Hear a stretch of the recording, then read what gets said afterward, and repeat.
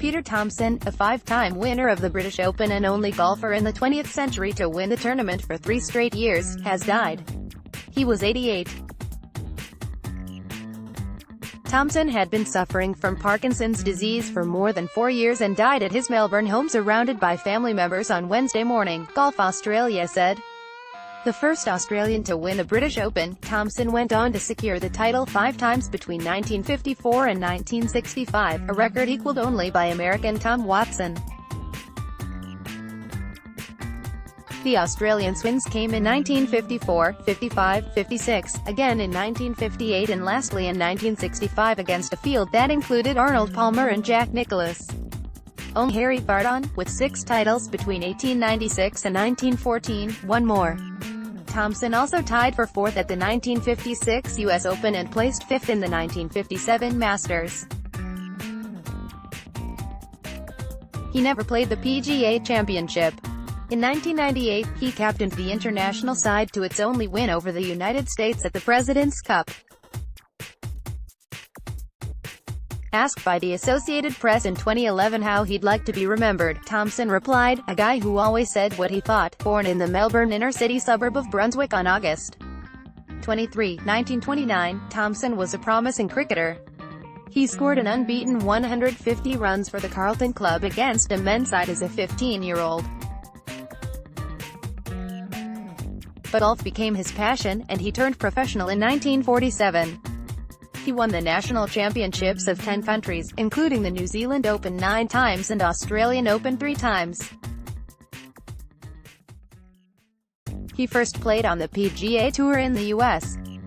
in 1953 and 1954, finishing 44th and 25th on the money list, respectively. He won the Texas International in 1956. Thomson won 9 times on the Senior PGA Tour in the U.S. in 1985, topping the money list.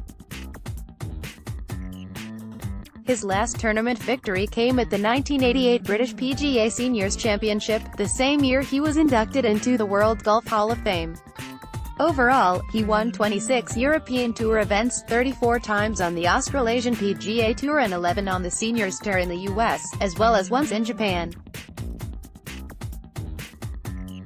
In later years, Thomson wrote articles for many publications and daily newspapers, was club professional at Royal Melbourne and designed more than 100 golf courses.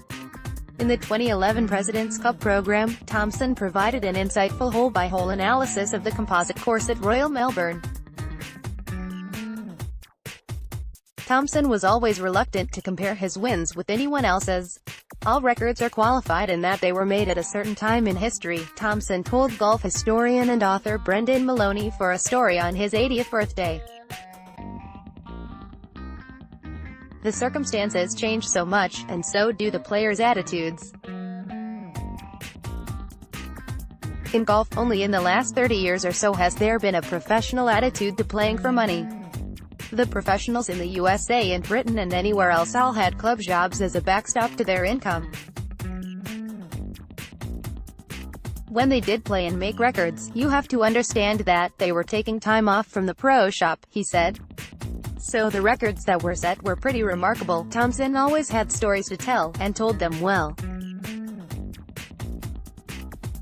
With a full head of hair and a lineless face that belied his age, the Australian wasn't afraid to let everyone know his feelings on any subject. That was true as far back as 1966. As president of the Australian PGA, Thomson was indignant that Arnold Palmer's prize for winning the Australian Open was only $1,600, out of a total purse of $6,000, one of the smallest in golf. "Golf stars play for peanuts," blared the headline of a story he wrote. Never before has such a field of top golfers played for what $6,000 is worth today. Canada offers 19 times that. I know 19 other countries who give more, but he was always happy on the golf course. "I've had a very joyful life playing a game that I love to play for the sheer pleasure of it," Thomson said.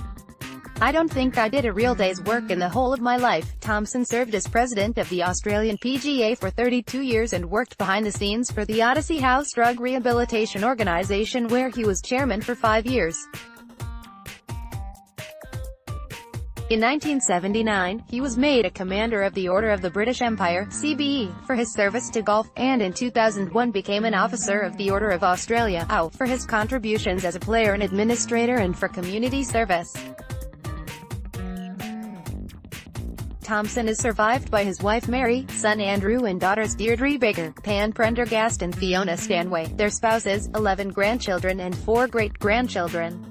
Funeral arrangements were to be announced over the next few days.